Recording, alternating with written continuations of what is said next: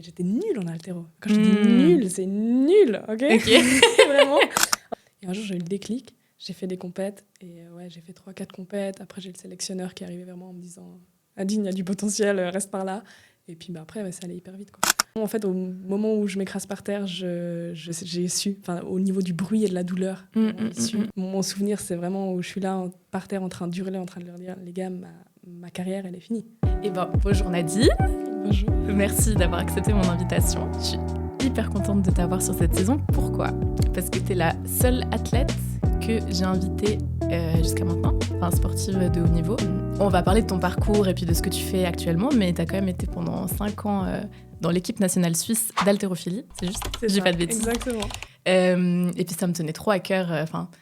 Je te le disais avant de rentrer dans le studio, mais j'adore avoir plein de profils de femmes différentes dans ce podcast. Donc vraiment, je suis hyper contente.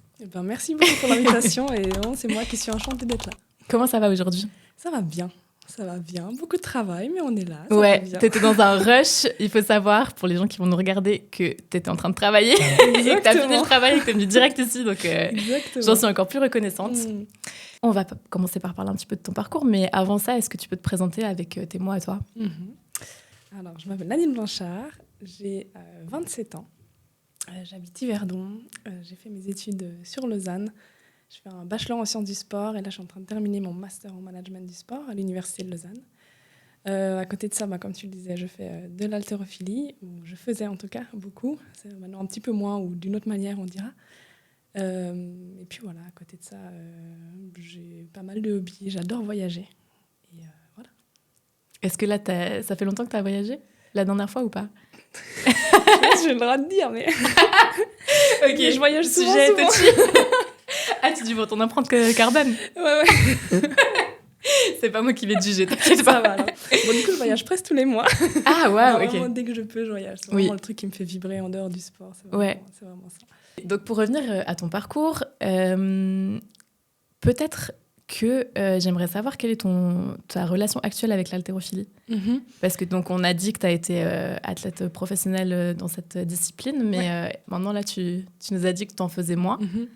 Effectivement, alors en fait, si je reprends un petit peu chronologiquement, j'ai fait de l'haltéro depuis l'âge de 16 ans, on va dire, 16-17 ans. Donc ça fait une dizaine d'années, ouais. Ça a été très très vite, j'ai vite été en équipe suisse, etc. J'ai fait 5 ans. Et puis, je faisais des études en parallèle, un bachelor en sciences du sport. Et en fait, je me suis blessée pendant ce bachelor. Et ça a vraiment mis un frein à ma carrière, à mon parcours. Et du coup, là, j'ai eu beaucoup de peine à revenir. Enfin, j'ai toujours d'ailleurs beaucoup de peine à revenir. Et du coup, voilà, j'ai dû lever le pied par rapport à ça. Mais maintenant, je m'entraîne plus beaucoup, on va dire. Mais je coach. Je coach beaucoup. Je coach 4 heures par semaine dans le club à Lausanne. Et puis, je donne aussi des fois quelques coachings privés à droite à gauche quand j'ai des demandes. Et puis, je suis aussi membre du club, membre du comité de mon club à Lausanne et membre de la fédération aussi. Donc, je suis impliquée dans le sport, mais d'une autre manière, un peu de l'autre côté maintenant. Et voilà. Ok, trop bien. Hyper intéressant. On reviendra un petit peu plus tard sur ta blessure. Donc, tu disais que tu as commencé aux environs de tes 16 ans, l'haltérophilie. Qu'est-ce qui a fait que tu as commencé cette discipline ? L'haltérophilie, c'est pas un sport où quand t'es petite, tu te dis j'ai envie de faire l'haltérophilie, ouais, tu vois. Moi, je crois que je connaissais même pas ce sport avant tardivement, en vrai. Ou tu sais, quand il y a des JO, tu vois, tu vois ça à la télé, mais c'est pas un sport qu'on te propose quand t'es jeune, quoi. Clairement. Non, mais alors en fait, si tu veux, l'histoire, c'est que j'ai toujours fait beaucoup de sport, en fait. Et puis, chercher un truc qui me boostait un peu, on va dire. J'ai fait de la gym quand j'étais petite, comme toute enfant suisse qui se respecte.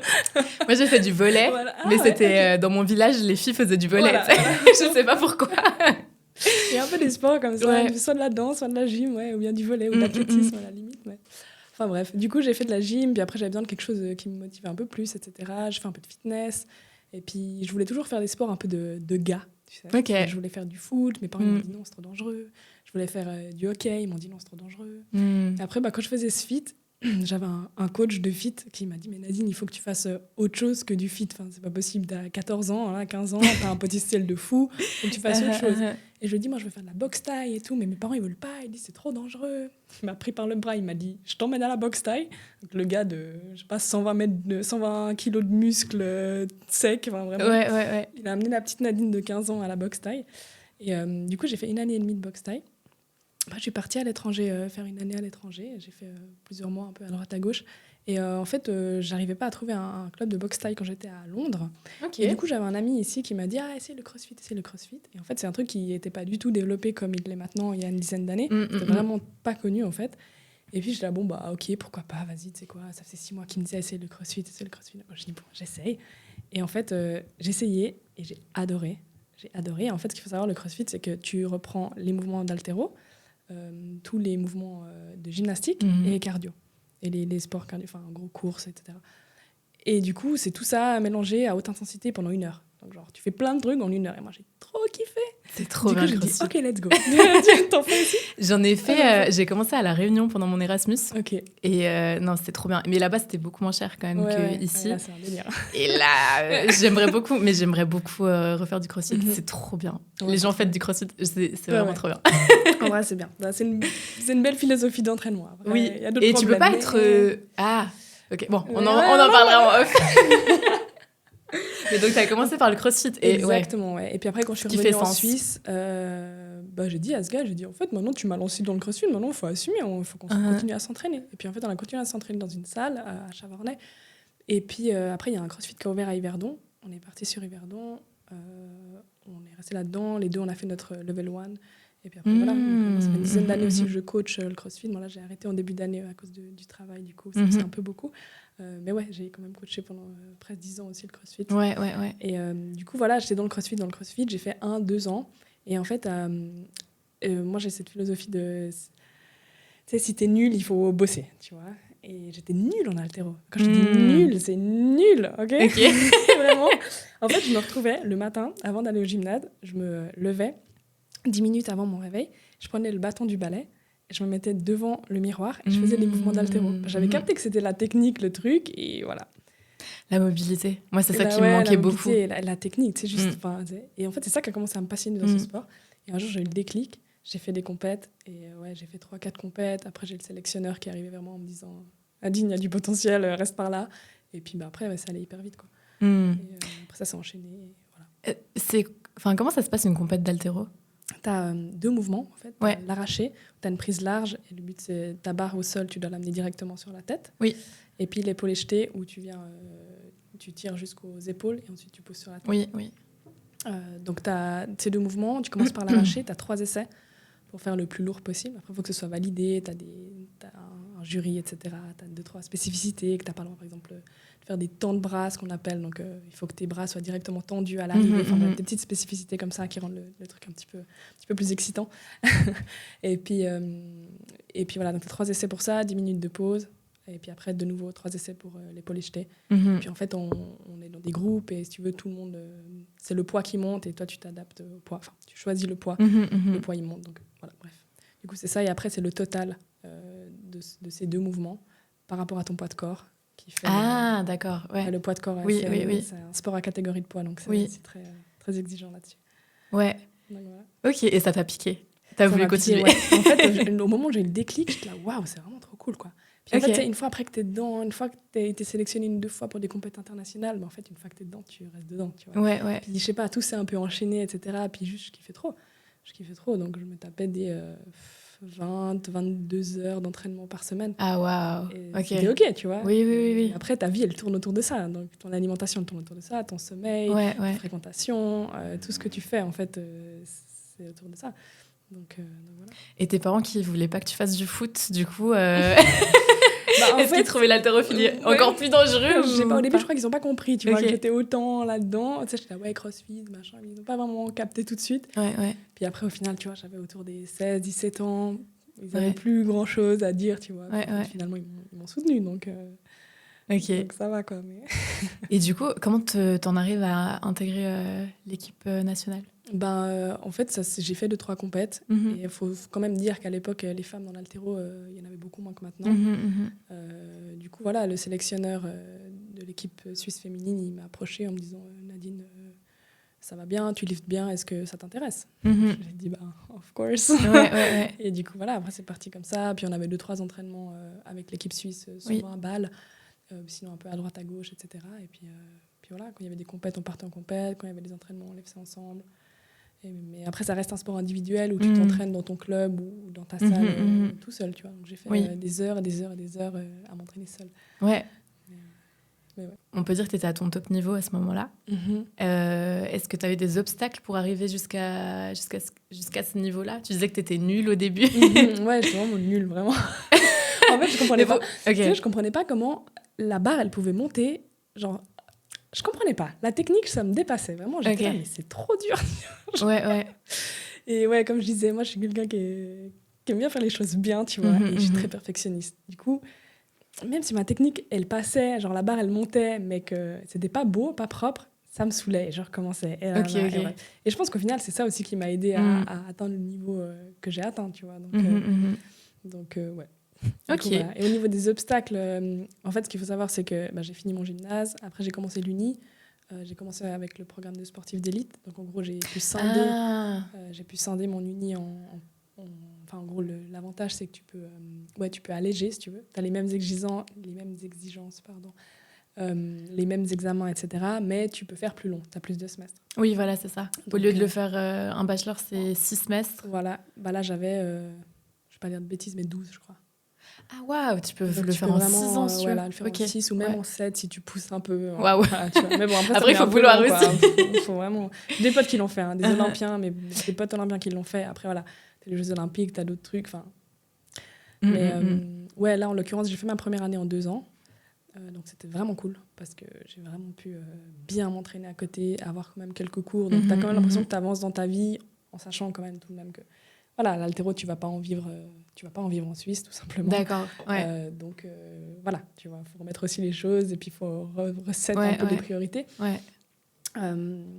Mais au niveau des obstacles, je dirais quand même que, en fait, je voulais faire mon bachelor en sport. Pour moi, il n'y avait pas d'autres options, vraiment. Je voyais pas trop ce que je pouvais faire d'autre que du sport, tu vois. Mais je t'avoue que les pratiques de mon bachelor... C'était pas facile. Moi, j'en ai juste entendu parler parce que donc, pour l'histoire, j'étais en colocation avec une fille qui a fait le même parcours que toi à peu près. En tout cas, vous avez fait le même bachelor. Oui. Et quand elle me racontait ses pratiques et à quel point elle devait s'entraîner pour ses pratiques. C'est ça. Et en fait, le truc, c'est que moi, c'était un petit peu un cadeau empoisonné parce que quand tu entres dans le programme de sportif d'élite, t'as pas besoin de faire les examens d'entrée. Oui, alors, c'est cool. Juste. Sauf qu'en fait, quand t'arrives au premier cours de volley et que tout le monde a fait les examens d'entrée il y a 1-2 mois, ils sont chauds de ouf au volley. Et que toi, t'as pas touché une balle depuis l'école obligatoire parce qu'au gymnase, j'avais des allègements aussi. Ça fait tout bizarre, quoi. Ah, purée, donc, j'avais pas pensé à ça. J'ai un petit peu galéré avec ça, je dois avouer. Autant les cours, il n'y avait pas de souci, tout ce qui était théorique, il n'y avait aucun souci. Autant les pratiques, je t'avoue que justement, la fille avec qui tu étais en coloc, j'ai passé beaucoup d'heures avec elle juste à s'entraîner sur des sports un peu banals, entre guillemets, tu vois. En fait, c'est un peu pas un cadeau empoisonné, mais c'est vrai que du coup, vous êtes vraiment dans votre spécificité à vous. Exactement. Et les pratiques, c'est tout et n'importe quoi, dans le sens où, je sais pas, t'as de la nage, de la course. Ouais. Et puis, t'as des sports encore qui sont assez transversaux. Tu vois, peut-être un footballeur ou un basketteur, il aura quand même de la facilité dans les sports de balle, etc. Tu vois, ça va lui parler. Il y aura un truc, une même affinité. dans le cardio. Exactement, tu vois. Moi, je t'avoue qu'en haltérophilie, quand il a fallu faire du patinage artistique, du saut en longueur, et puis de la natation, j'étais là, les gars, c'est compliqué, quoi. Oui. Bah ouais. Après, voilà, c'était un challenge, je l'ai pris comme ça. J'ai réussi mes études, j'ai bien réussi mes études, donc voilà, je vais pas me plaindre, mais voilà. Tu vois, les petits obstacles. Ouais, petit, c'est pas si petit au final. Hein. Ouais. Et en plus, je sais pas, j'imagine ça doit être frustrant un peu parce que du coup, le temps que tu dois passer pour t'entraîner pour ces pratiques et finalement, alors je vais pas dire que ça sert à rien, mais c'est vrai que l'haltérophilie c'est quand même spécifique. Enfin, est-ce que vous faites du cardio pour de l'haltéro? Pas beaucoup. Ouais, tu vois ce que je veux dire, donc ça te sert même pas forcément énormément pour toi et pour augmenter tes perfs, quoi. Après, ça reste des habiletés de base, tu vois, donc je pense que c'est quand même bien. Voilà, si c'est ça fait jamais du mal, mais pas de mal. Mais je t'avoue que des fois, c'était pas forcément le moment, tu vois. Ouais. Quand t'as des grosses compètes, quand t'as des gros trucs et qu'à côté, tu dois encore faire je sais pas. Du patinage. Ouais, vraiment de la danse et puis du jonglage. Je me rappelle, vous deviez préparer une choré. Non, mais j'ai adoré, Ok. franchement, j'ai adoré ces Ouais. études. Les gens que j'ai rencontrés et tout, c'était incroyable, franchement, c'était les meilleures études. Ouais. Mais ouais, pour les pratiques. Surtout quand après, tu veux pas faire prof, tu vois. Mm. En l'occurrence, moi, c'est pas du tout ce que je veux Oui. faire. Donc voilà, c'est vrai que ça me touchait un peu moins, quoi. Ouais. Mais bon. Et du coup, tu nous as mentionné une blessure qui est arrivée. Et donc, c'est ça, en fait, ce qui t'a freiné dans l'élan, puisque tu étais dans l'équipe nationale, ça allait bien pour toi. Et puis, c'était vraiment cette blessure qui a fait que tu as quitté la compétition et puis que tu n'es jamais revenue. Ouais.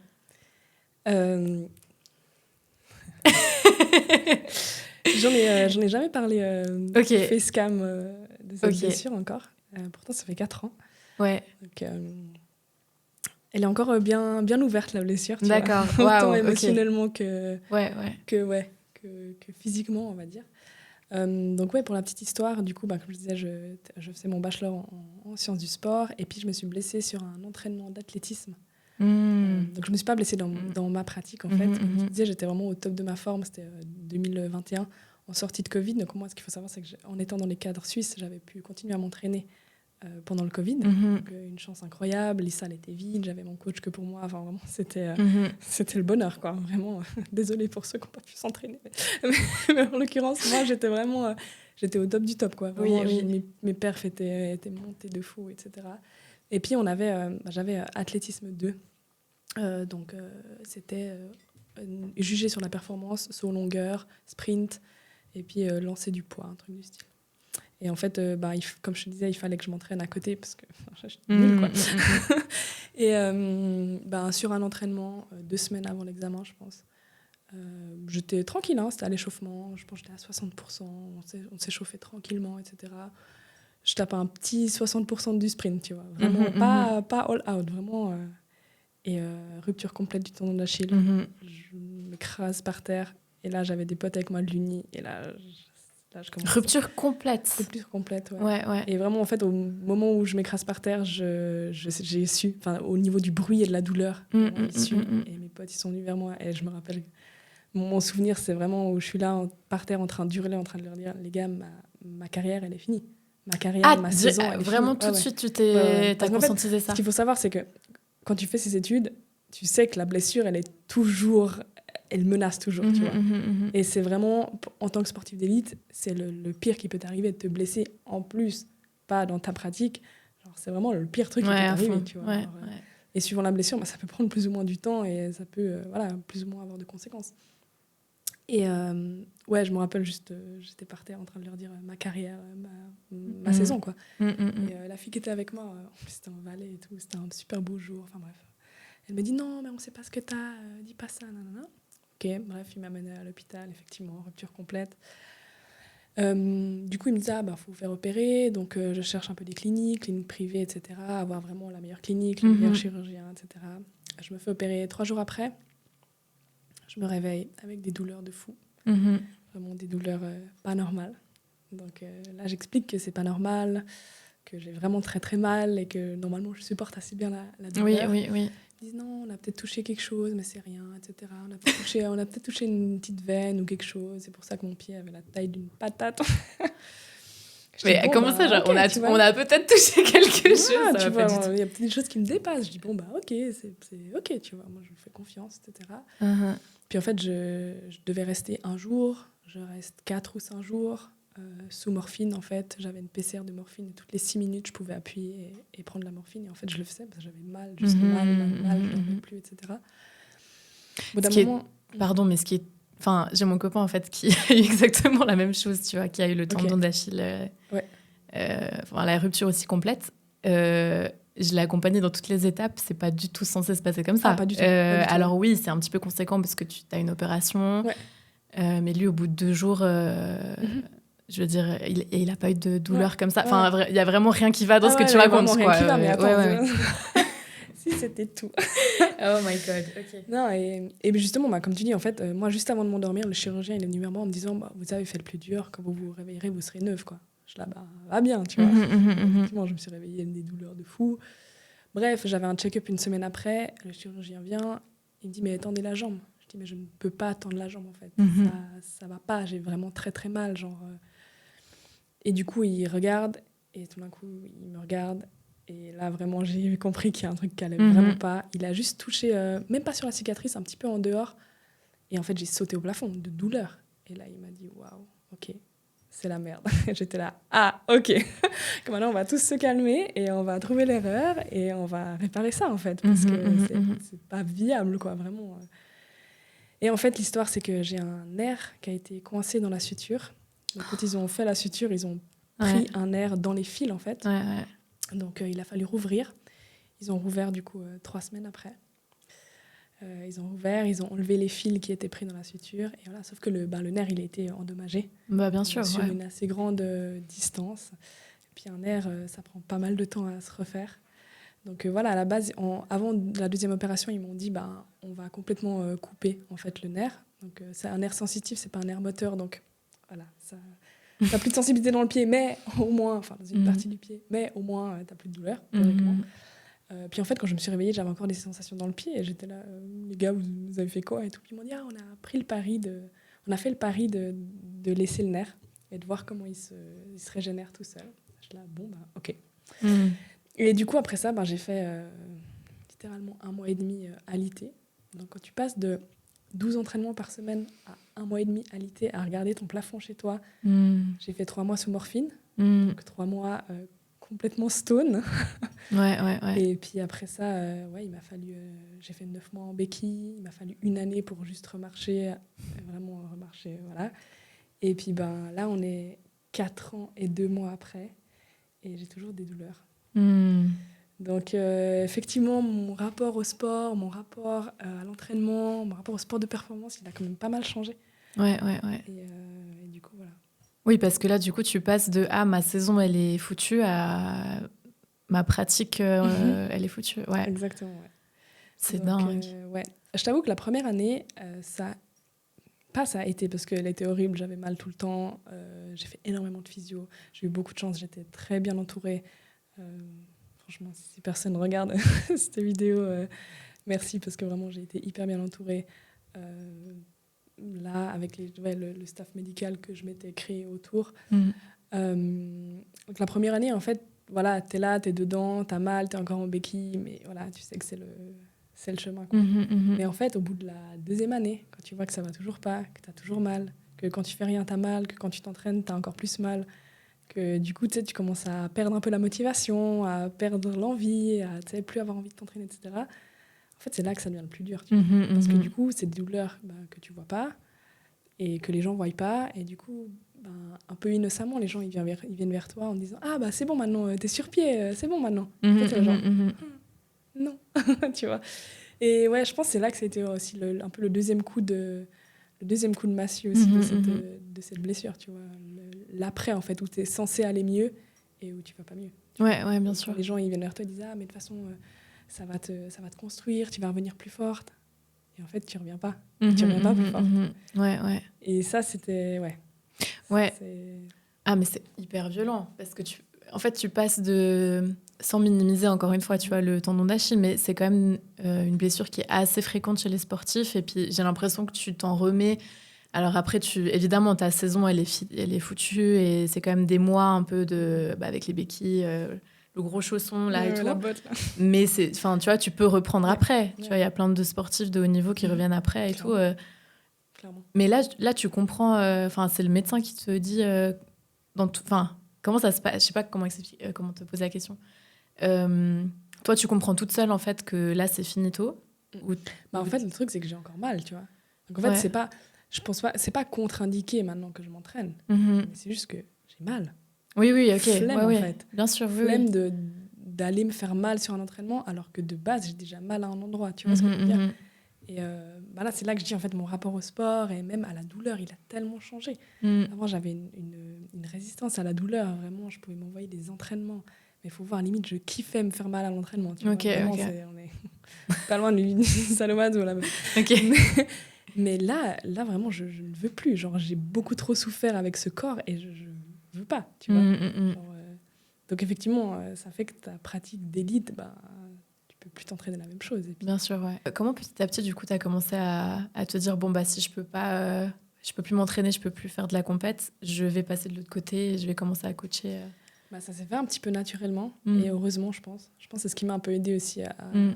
à tenir, tu sais, parce que même là, je sais pas trop où j'en suis, tu vois. Quand les gens ils me demandent, tu t'entraînes toujours, je dis un petit peu, mais en réalité pas trop. Enfin, tu vois, genre, même là, je t'avoue que je me cherche encore pas mal. Mais ouais, ça s'est fait assez naturellement, vu que j'ai toujours coaché au CrossFit. Là, j'allais coacher en béquille, enfin, voilà. Et puis après, au club d'haltéro où j'étais, il commençait à y avoir pas mal de monde. Donc on a changé de salle, on est maintenant dans les halles sportives de Beaulieu. Et du coup, ça fait pas mal de visibilité. Ouais. Et il y a plein de gens en fait qui ont commencé l'haltéro, donc c'est vraiment chouette ça pour nous. Et bref, du coup, il commence à y avoir de plus en plus de monde. Et puis j'ai dit, en fait, s'il faut, moi je suis là. Enfin, dans le sens, j'ai quand même un petit peu d'expérience en haltéro. Et puis ça fait un moment que je coach aussi au CrossFit, que je coach en haltéro. Enfin voilà. Et puis du coup, on est parti là-dessus. Donc j'ai commencé à coacher au club. Et puis voilà, ça s'est fait un peu naturellement. Ouais, puis après, il y avait besoin d'aide au comité, donc je suis allée au comité. Puis après, il y a la fédération qui m'a demandé, donc je suis allée... Enfin ça s'est un peu enchaîné. Et je pense que c'est bien, et je pense que c'est vraiment quelque chose qui m'a aidée aussi. C'était important pour moi de pouvoir donner au sport aussi, donner à ce sport qui m'a au final tellement donné, tu vois, tellement appris, mais d'une autre manière. Et puis voilà, pouvoir continuer à donner quelque chose aux membres du club, quoi. Quand je préparais cet épisode, je suis tombée sur plein d'articles de toi. Dans un de ces articles, tu disais qu'en 2020, il y avait très, très, très peu de femmes, et puis que maintenant, il y en a de plus en plus. Comment t'expliques ce changement un peu démographique, on va dire, dans les clubs d'haltérophilie? Et puis, comment toi, t'as vécu aussi peut-être le fait de commencer dans une discipline où t'étais en minorité, quoi? En fait, moi, ça m'a jamais vraiment dérangé d'être la seule femme. Comme je te disais, j'aime toujours bien aimé un peu les sports de gars. Tu vois. Donc, c'est limite challengeant pour moi. J'aime bien ça. Et je me dis, en fait, pourquoi pas les femmes aussi? Il n'y a pas de raison. Et du coup, voilà. Donc, je pense que ça a aussi été un peu un moteur aussi dans le début de ma pratique. Et puis, par rapport au club, effectivement, quand j'ai commencé en 2020 à Lausanne. Je faisais déjà de l'haltéro avant, mais... En fait, ce club était pas... Il n'y avait pas vraiment de femmes. Et puis, ils sont venus me chercher un petit peu en disant « Est-ce que tu aimerais venir tirer pour nous? On sait que tu cherches une licence, etc. » Donc, je dis « Ouais, pourquoi pas ?» Et puis, voilà. Après, ce qui nous a beaucoup aidé, c'est les halles sportives de Beaulieu, du coup, avec la visibilité. Et en fait, on va pas se le cacher, ce qui nous a beaucoup aidé aussi, c'est le CrossFit. Il y a eu un peu ce boom du CrossFit dans les années 19, 20, 21, peut-être, on va dire. Et en fait, il y a plein de gens qui ont juste connu l'haltéro, qui se sont dit putain, c'est un sport en fait, et typiquement moi.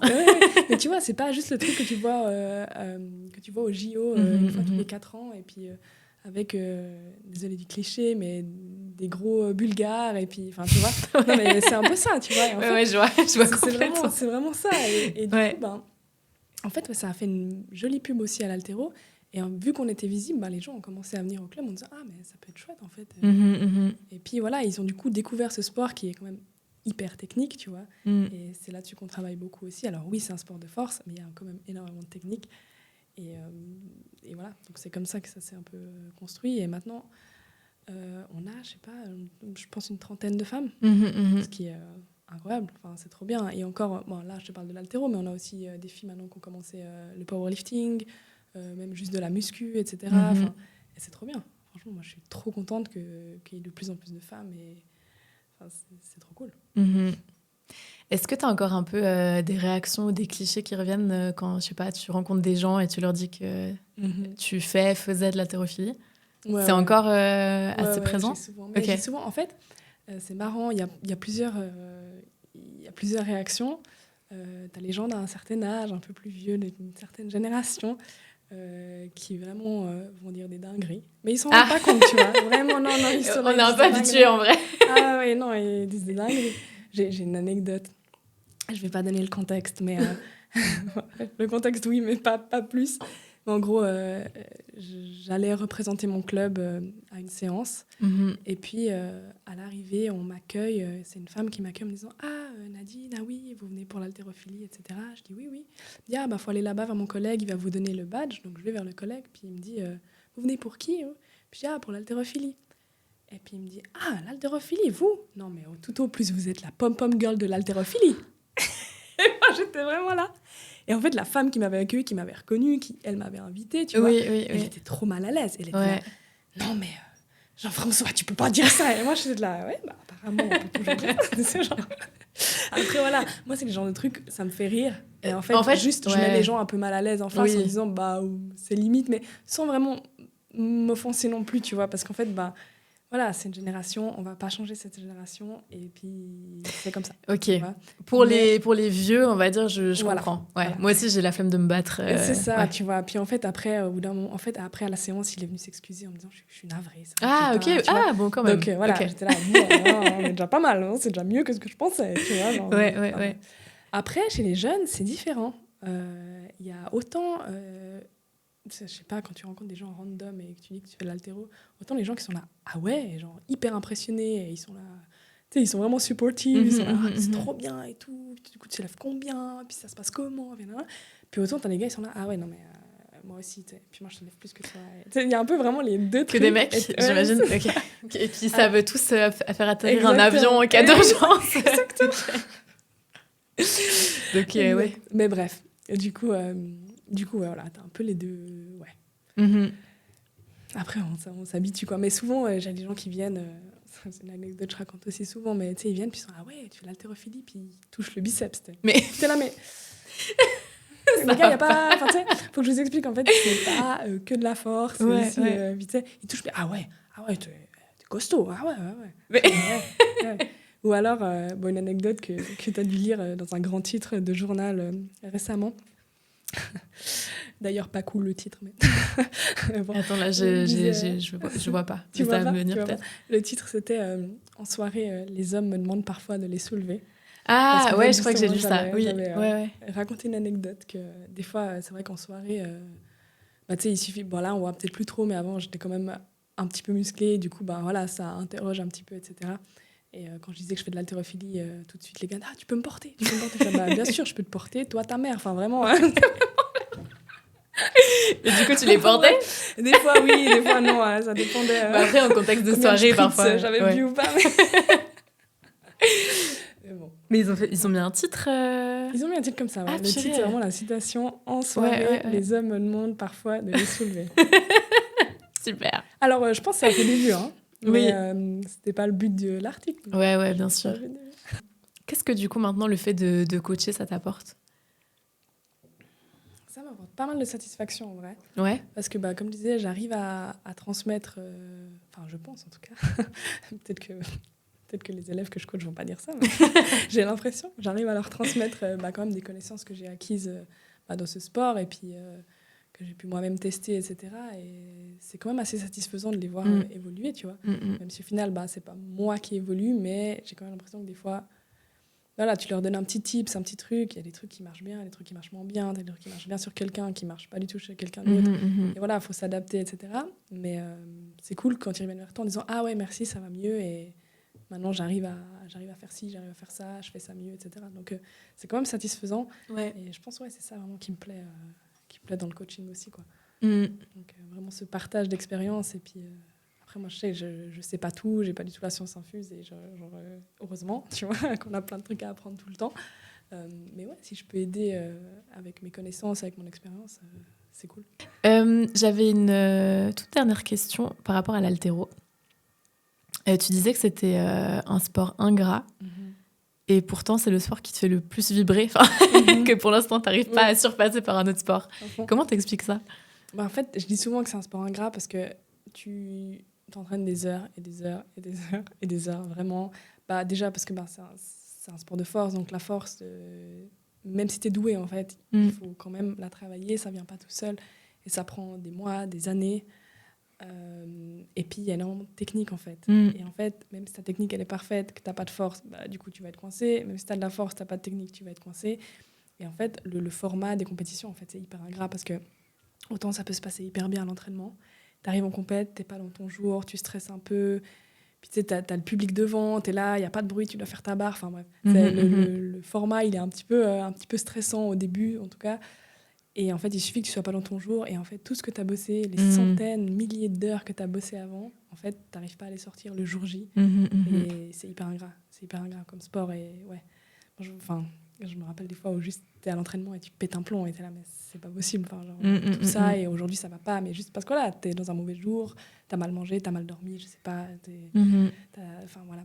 Et, les femmes aussi avec notre cycle menstruel. Oui, je voulais le dire justement. Ouais. Ça joue à fond, surtout sur un sport de force. Ça joue beaucoup. Et justement, ça, c'est aussi intéressant quand tu as un peu d'expérience, de connaître, de voir à quel moment est-ce que tu as de la force par rapport à ton cycle, etc. Et puis pouvoir un peu jouer là-dessus aussi. Puis adapter ton entraînement. Tu vois. Donc, tu sais que, je sais pas, peut-être pendant tes règles ou bien 2-3 jours avant, tu vas être une merde. Et voilà, faut pas dire ah putain, je suis une merde et en fait je suis nulle pour l'haltéro et je vais plus jamais faire d'haltéro de ma vie. Juste parce qu'en fait, t'es dans cette phase-là et voilà. Alors que 2 semaines après, en fait, t'es au top de ta forme et tu mets 10 kilos et sur tes squats, t'es là, mais c'est facile en fait. Là, non, mais c'est impressionnant. Moi, je le vois en muscu. Ouais. Depuis que je fais attention un peu à mon cycle menstruel, je me dis, ok, là, j'ai pas de force, j'ai pas de jus, je comprends pourquoi, tu vois, alors que c'est des charges que je mets tout le temps d'habitude facilement. Mais ça, typiquement, c'est des trucs qu'on met pas assez en avant aussi. Moi, du coup, j'en suis consciente, donc j'essaie de le transmettre aussi à mes athlètes féminines, tu vois. D'ailleurs, souvent, quand je les vois dans un état pitoyable, elles sont là au bout du fart et tout, je dis, ça va, t'as bientôt tes règles. Ouais, je crois, dans 2 jours. Ok. Alors, tranquille, tu vois. Ça sert à rien de se prendre la tête, ça sert à rien de commencer à pleurer parce que t'as pas réussi à faire ta barre. Enfin, c'est normal, tu vois. Et, ma foi, voilà, faut faire avec. Et puis, justement, faut réussir à capitaliser les jours où ça va bien, en fait. Où t'as de la force et voilà, quitte à faire 2-3 séries de plus parce que voilà, tu sais que t'as de la force à ce moment-là. Mais c'est pas beaucoup développé et du coup, je me réjouis d'être maintenant à la fédération en tant que responsable des femmes. Pour pouvoir peut-être sortir un peu des séminaires là-dessus et puis bien faire venir des intervenantes qui puissent un peu parler de ça et pouvoir rendre le truc un peu plus public, un peu plus normal en fait. Parce que, juste des fois on est là, c'est tabou, c'est pas du tout tabou en fait. C'est normal, c'est le corps et en fait au bout d'un moment il faut dire les mots et voilà, le corps il est fait comme ça, let's go jouer avec en fait. Voilà. Clairement. Trop bien, on arrive au bout de notre échange déjà. J'avais encore plein de questions parce que je suis trop intriguée et puis je trouve que ton parcours il est très, très inspirant et puis c'est vraiment aussi un témoignage de résilience qui est très, très, très inspirant et très fort. Peut-être pour conclure, comment tu vois la suite, même si j'ai bien compris qu'en haltéro c'est encore un peu flou et tout, mais même en termes général, est-ce que, je sais pas, tu as un objectif d'autres voyages qui sont prévus? Est-ce que tu as un objectif de vie que tu veux atteindre? Et puis, qu'est-ce qu'on peut te souhaiter, surtout? J'ai toujours des voyages de prévus. Ok. Tu pars bientôt? Je pars bientôt. Okay. Là, j'ai un gros mois de juillet, mais après, je pars un peu au soleil. Trop bien. Même si, bon, là, on est bien avec le soleil.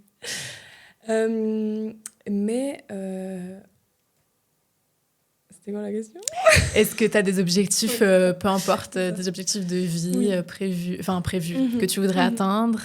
Bon, du coup, là, je vais terminer mon stage fin septembre. Après, j'ai mon mémoire à écrire, donc de septembre à tu dois le rendre quand? janvier ou février. Ok. Par là autour.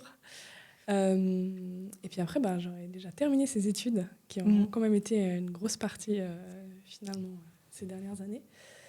Et puis après ça, j'aimerais bien trouver une place dans une fédération internationale, si possible dans l'événementiel, parce que c'est ce que je fais maintenant et j'adore. Donc, à voir.